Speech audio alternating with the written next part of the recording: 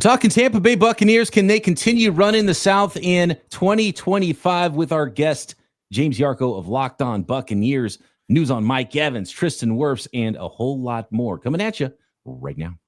NFL analyst Brian Peacock and former NFL scout Matt Williamson bring you expert NFL analysis every day in less than 30 minutes. Get an inside look at the NFL on the field and in the front office with elite breakdowns to next-level analysis and in-depth information only for the real NFL fans. This is Peacock and Williamson, and it starts now.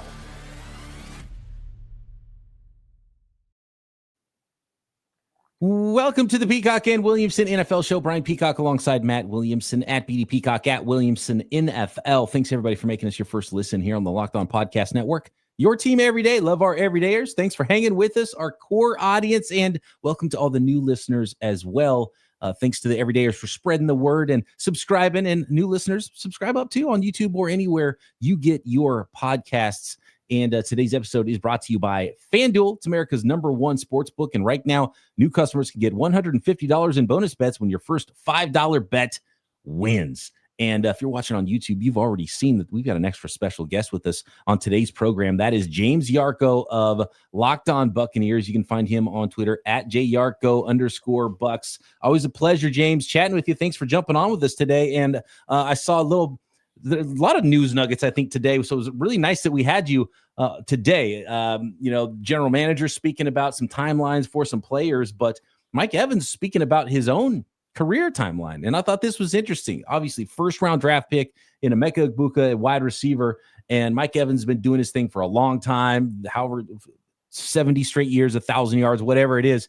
And he was asked if this might be it, the swan song, final season. And it doesn't sound like retirement's coming anytime soon for Mike Evans, James.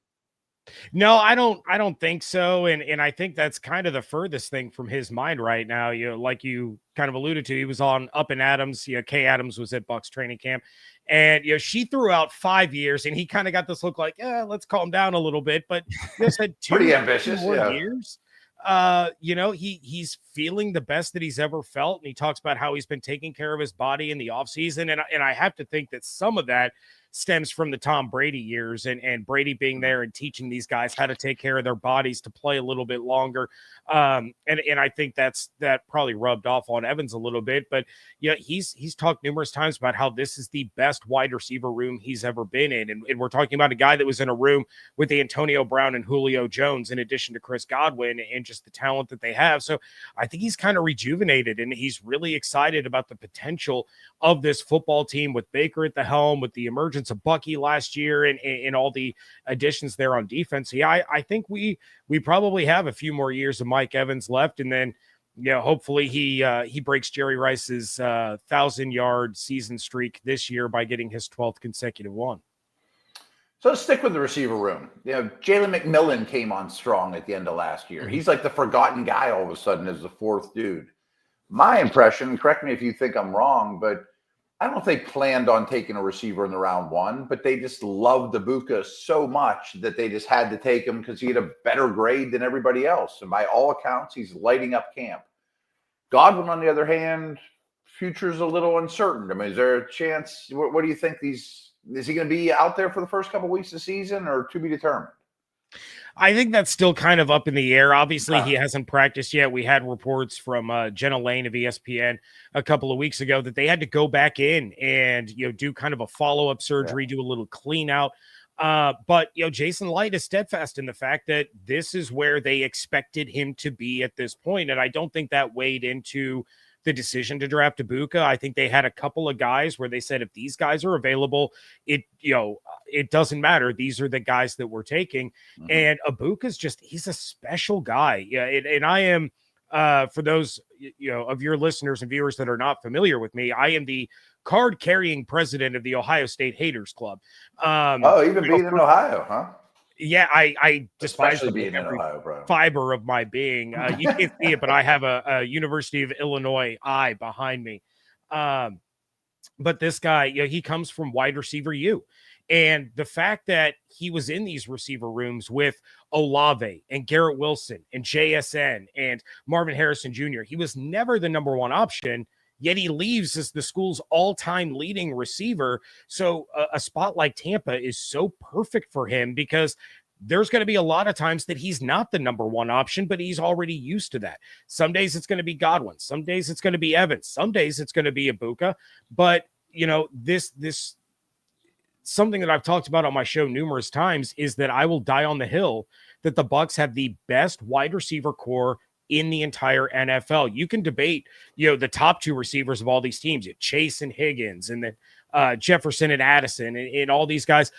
But there's not a team in the NFL that can go four wide the way the Bucs can and present the kinds of problems that they do. So it just adds another level to what was already an incredible offense last year.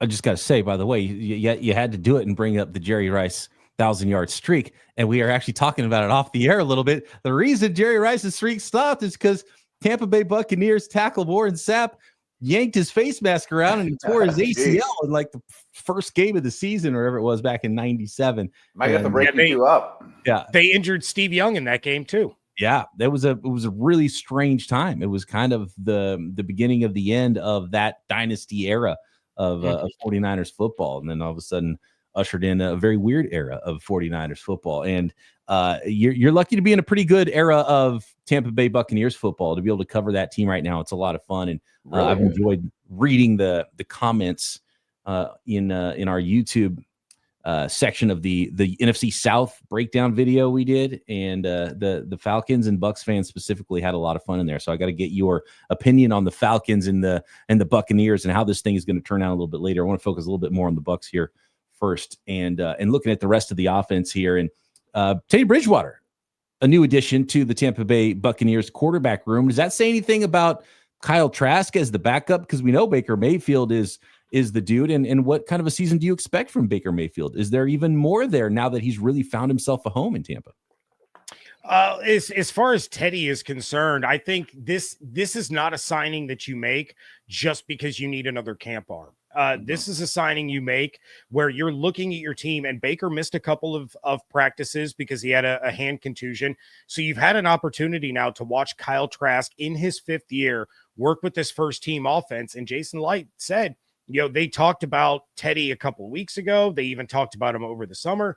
Now they got to sit back, watch Trask run the offense, and all of a sudden this move happened. So despite what they're saying that Kyle Trask is still there too, I believe this move is made to prepare Teddy Bridgewater to be the number two. God forbid Baker goes down for a game or two.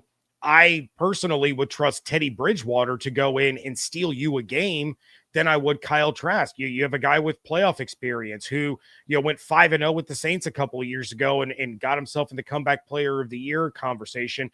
And then you have Trask, who's thrown 11 passes in his NFL career. Not totally his fault. He was drafted to back up Tom Brady, and then Baker comes in. But, if you need one game, I would rather send Teddy Bridgewater out. So that's going to be a really interesting competition to keep an eye on. But then as far as Baker is concerned, I expect him to continue what he's done, since he arrived in Tampa, and that is to get better each year. Just comes off a year where he sets a career high in in completion percentage, in passing yards, in touchdowns. Interceptions were a little high. Those need to come down. But you're talking about a guy that threw for 4,500 yards, 40 plus touchdowns, had a 70+% completion percentage. And now you add Egbuka to the mix. Bucky Irving is your RB1 from the jump, not after the bye week halfway through the year. Little concerned about the Tristan Wirfs injury, which I'm sure we're going to get to later. But I think Baker could legitimately flirt with 5,000 yards and to hit that 40+ touchdown mark again, given all of the weapons that he has to work with. More with James Yarko coming up. We're talking defense, the timeline for Tristan Wirfs, so important for this Bucs football team in 2025, and predictions in the NFC South. This episode is presented by Yahoo Fantasy. It's the best time of year. NFL kickoff is almost here. Preseason games have arrived, and that means Yahoo Fantasy season is back in full swing.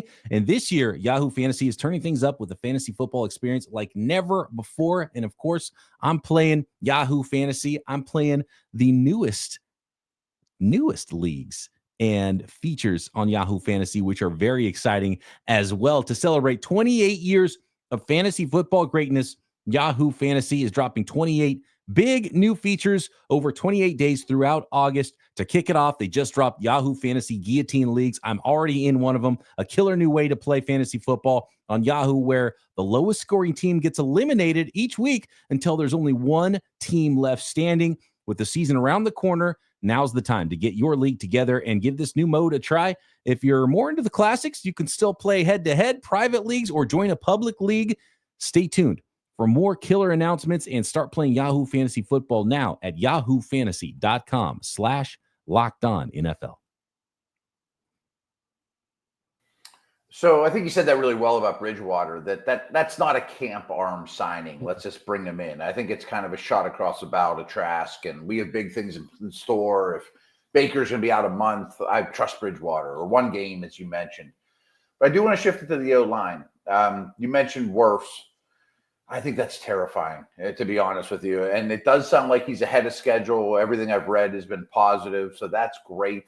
But he might be the number one Buccaneer that you don't want to lose other than Mayfield. Do you agree with that? And the other positive one, though, is I think Graham Barton is poised to be a top 5 center in this league this year.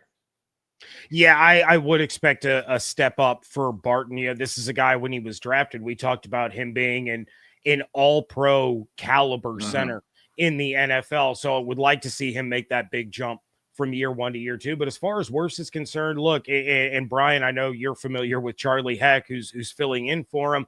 Yeah, it stinks. It really does. It's probably, you're going to have to adjust the offense a little bit. Maybe you're not going to have these long developing plays where Baker has to sit back in the pocket. You're going to have these quick hitters, which again plays perfectly into Egbuka's strengths, Tez Johnson's strengths. Get him the ball in space. But at the end of the day, I would rather Wirfs miss the first 2 to 4 games than to be rushed back too early, and now all of a sudden he's going to miss half the season when you're making that push towards the playoffs. So that seemed like their plan by doing this, as opposed to maintaining. Let's just get it out of the way and be done. Yeah. In the first 4 games of the season, you're not facing bums in terms of pass rush. You have the Falcons, the Texans, the Jets, and then the Eagles. And if you don't have Tristan for those first 4 games, I still think the offense is good enough to go 2-2. And I think if you can escape missing the as Jason Light put it, the cornerstone of your franchise, if you can escape at 500, the rest of the season, once he comes back, is going to look a whole heck of a lot easier. When it comes to the Buccaneers defense, this is obviously one of the things I talk about a lot is team building, and I like sort of cartoonish lineups. Like I like a wide receiver group that's built like a basketball team. I like having a big guy that can box out, or a well-used tight end is kind of your center, and then a little point guard, and then a 2 guard is your big time scorer, right? And then when I look at the Bucs defensive line, I love the Vita Vea Elijah Cansey combination of like the biggest dude and the smallest dude in the NFL, right? The guy that's 350 pounds and a guy that's, I don't know, how 280. How big is Elijah Cansey? And like Schwarzenegger and DeVito, right? And I love it. And I think they pair well, on paper. How well have they paired in reality together? And what's the outlook there on that defensive front? You had Hassan Reddick as another pass rusher there. Talk to me about that defensive front for the Tampa Bay Bucs in 2025. Yeah, I mean, Vea and Cansey, they're one of the best duos when they're both on the field. Cansey missed the beginning of each of his first 2 seasons. Things are looking good in camp for him, though. He appears to be healthy, appears to be on track. And then Vita Vea, he's getting better each and every year, which is wild to say. But those are 2 guys that really anchor everything that they do defensively. You have to have those guys up front that are going to be able to collapse the pocket. In the combination of Vita's size and strength and then Cansey's size and speed has really been difficult for opposing offensive lines. And then, the addition of Hassan Reddick, obviously the hope is that he returns to the Eagles Hassan Reddick and not what we saw last year with the Jets, though I maintain that that's more of a Jets problem than it was a Hassan Reddick problem. But now, you see him mentoring the younger guys like Yahya Diaby. There was a lot of, a lot of high expectations, high hopes for Diaby entering last year when, he had 7.5 sacks as a rookie. Joe Tryon-Shoyinka never really panned out, which was unfortunate. Great dude, just wasn't getting, the kinds of difference-making plays that you wanted out of your first-round pick. So now you have Reddick in there working with Diaby. He's working with second-year pass rusher Chris Braswell. You've had Simeon Rice coming in and working with Yahya Diaby and some of the things that he was trying to teach him that worked well, for someone of Yahya's body type. So if this front can stay healthy, and that's going to be the running theme for this entire defense, but if they stay healthy, they can be one of the most disruptive in the NFC, maybe even the NFL. It's just a matter of they lost so many players last year to injury that they were pulling in parking lot attendants to play in the secondary, late in the season. So it was just really, really tough for Bowles to do what Bowles does when he didn't have the players that he needed. So two-parter here, the stuff you've touched on. I mentioned Wirfs to me as the Buccaneer that they would least be able to make up for if he lost, non-quarterback. Is Vea the other one that would be neck and neck in the conversation, like most indisposable Buccaneers? And I was going to ask you about Diaby. I still have a lot of hope for him. You still think he could be a breakout guy? Yeah, I think Diaby is going to have kind of a bounce back year here, especially opposite of Hassan Reddick. But as far as the next non-quarterback that would be the worst one to lose, I think it's Levante David. Really? I think I would put him over Vea. Look, and that's not to say that there's not production drop off if you go from Vita Vea to Greg Gaines, but Greg Gaines has been fantastic in a rotational role. You don't have a guy like that behind Levante. You bring in Anthony Walker. He has missed all of training camp so far dealing with injury. Servassier Dennis, there's a lot of hopes for him. This is the first time we will see him in a Bucs uniform when he's not playing through injury.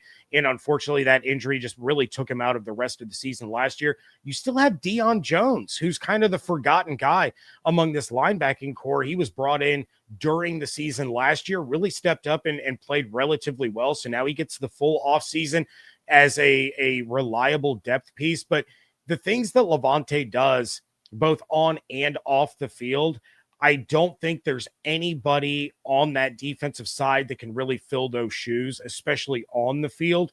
Off the field, locker room, sideline, you have guys like Vea and Antoine and some of these leaders. But on the field, they don't have the versatility, the intelligence, and just the sheer talent anywhere, close to what Levante can bring.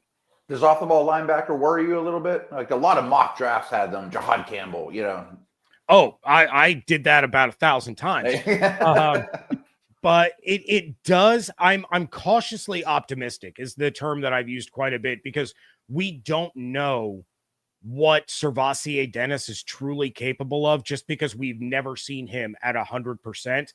I can tell you this, it's not going to get any worse than it was last year between KJ Britt and JJ Russell. So, between Dennis and Deion and Anthony Walker, once he's healthy again, I do think you see improvement from that group as a whole. Just please don't let Levante go down or the entire thing is going to crumble. Is Levante David a Hall of Famer? We were asked this question in our last mailbag, and I know you might be a little bit biased, but feel free to make the argument if you think he is a Hall of Famer. Matt and I think both, didn't we agree, Matt, that we think he probably comes up a little short when it comes to the Hall of Fame? Really close. I thought he was about as tough as one. Gets in. Yeah. But he's been a phenomenal player. But what do you think? Hall of Famer, Levante David? I think he is.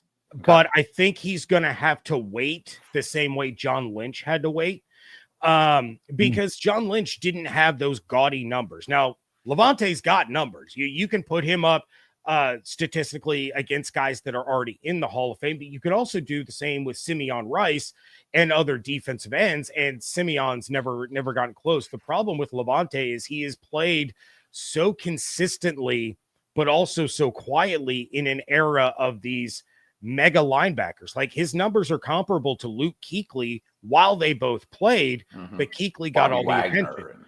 Bobby Wagner, same thing. Comparably, the numbers are all that. Levante leads Bobby Wagner in some of these categories, but he's never gotten the attention because he hasn't been part of the Legion of Boom defense. He hasn't been part of, these other teams that have gotten so much attention. He's on the cusp of breaking some of Derek Brooks' franchise records. And Derek Brooks was a first ballot Hall of Famer. So I think his resume should get him in. His lack of recognition in terms of Pro Bowls and all pros and those things that really get thrown out there during the decision-making process, that's going to hurt. But Mike Evans is going to face the same thing. I think Mike Evans is a first ballot Hall of Famer. Yeah, I think he doesn't have all of the Pro Bowls and the all pros that Antonio Brown had or Julio Jones had or Megatron or those other guys. So I think when you take a look at Levante's career as a whole, he is absolutely worthy of the Hall of Fame. It's just a matter of how long is it going to take him to actually get in. So we just need to come up with a better nickname for the Buccaneers defense, is what you're saying. I mean, yeah, pretty much.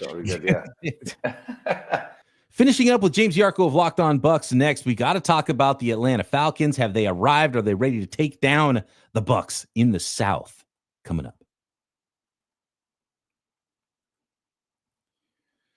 Today's episode is brought to you by FanDuel, America's #1 sports book. Summer sports are in full swing, and whether you're all about baseball under the lights or golf on the green or high-stakes soccer action, FanDuel is the best way to make every game even more exciting. And look, football games are now here. You can bet on preseason football. Every weekly line of the regular season already up at FanDuel. Tons of 2025 props as well, and you're already following the action. Why not make it a little more thrilling? With FanDuel, you can get in on the game while your friends are getting sunburned on the beach. While you are getting sunburned on the beach, just pop open the app. If you're new to FanDuel, new customers can bet just $5 and get $150 in bonus bets if your first bet wins. You can place live same-game parlays.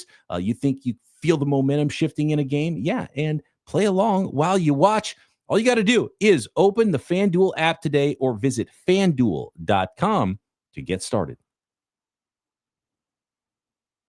So a real wild card to me, and maybe it's for next year, but I'm curious where we're at on Benjamin Morrison. I think everyone on the planet thought, first round pick, but he's got these issues, they get a steal, or is that going to be a wait and see, or where are we at on that? Well, it's funny. I started talking to my viewers and listeners at Locked On Bucs about Benjamin Morrison in October of last year. Really?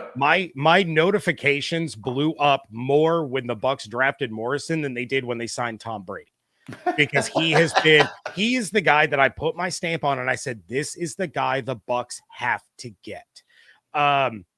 He is fit, all that stuff. He's phenomenal. Yeah. He really is. And a perfect example of the kind of player that he is. So a couple of days ago in practice, he's working with the ones. He's starting to push Jamel Dean.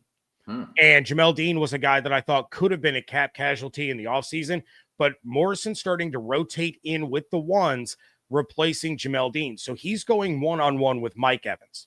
Evans makes a beautiful catch. Beats him on a quick double move, makes a beautiful catch down the field. Very next play, Morrison gets an interception. Then a couple days later, same thing.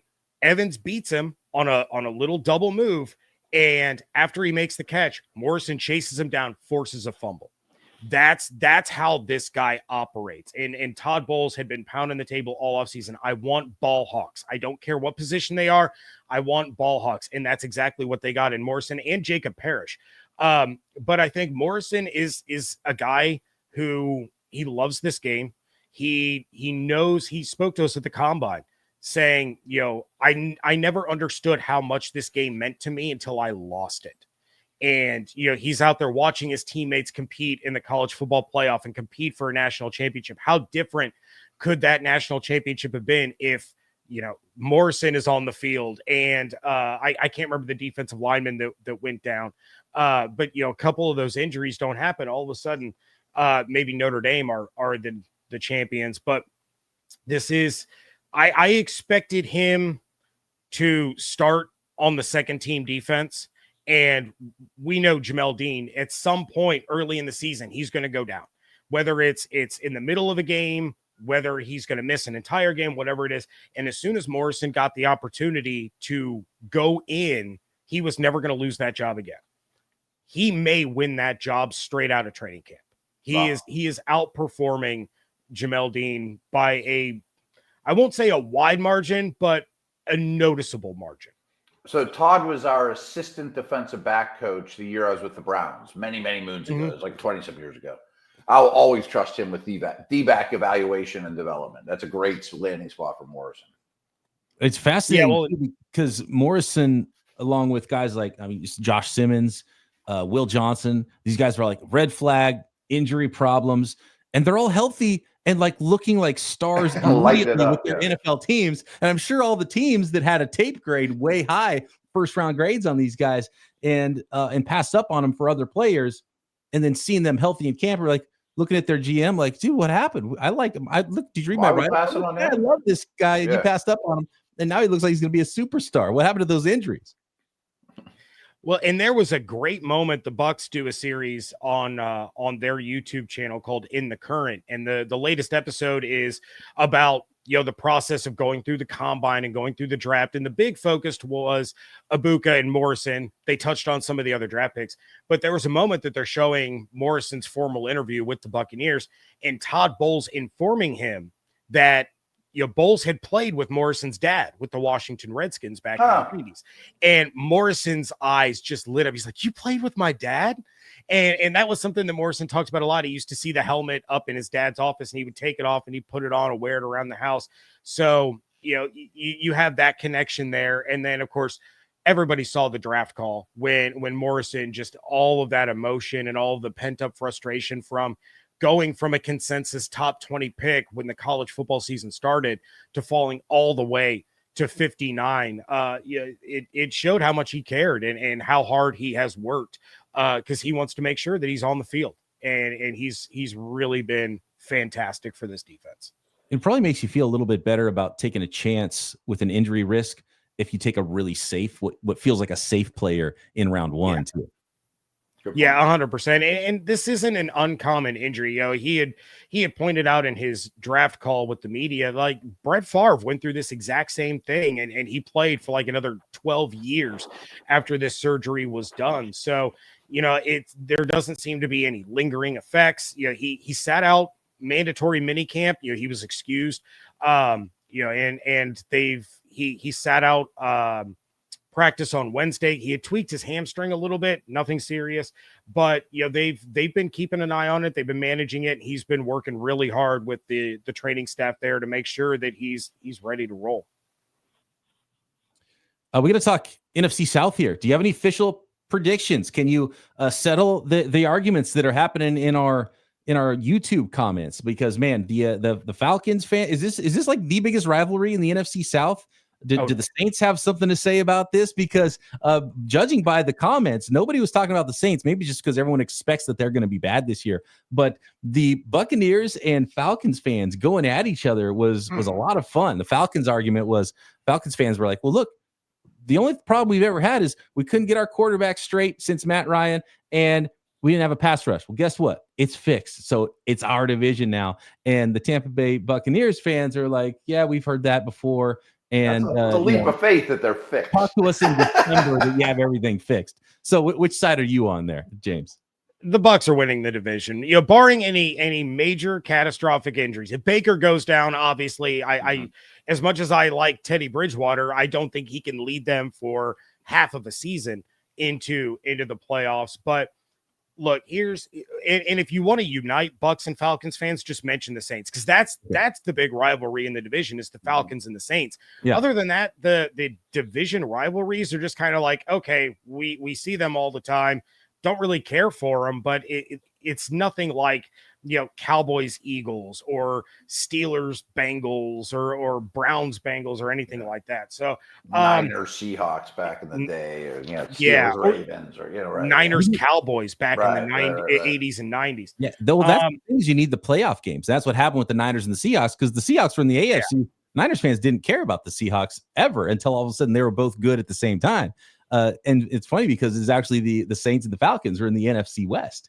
And that's why they had that time together to build up this rivalry. And then they realigned everything. So what we really need is like a second round playoff game or an NFC championship game with the Bucs and the Falcons. Then we'll see some fireworks. Yeah, that'll really get people fired up. And here's my big thing. Obviously, I think the Bucs are going to win the division again. I think top to bottom, they are the most talented team in the division, especially offensively. Defensively, I think, you can make the argument that maybe the Falcons have the best overall defense in the division with the additions that they made. They got one of my other favorite players in the draft in Xavier Watts. They've addressed the pass rush. They're trying to get some things put together over there. But the biggest question mark to me is Michael Penix. Sure. The sample size that we got there wasn't, it wasn't very big, but it also wasn't very impressive. Is he actually going to be able to lead this football team? And they have tons of talent. Bijan Robinson is one of my favorite players to watch in the NFL. I think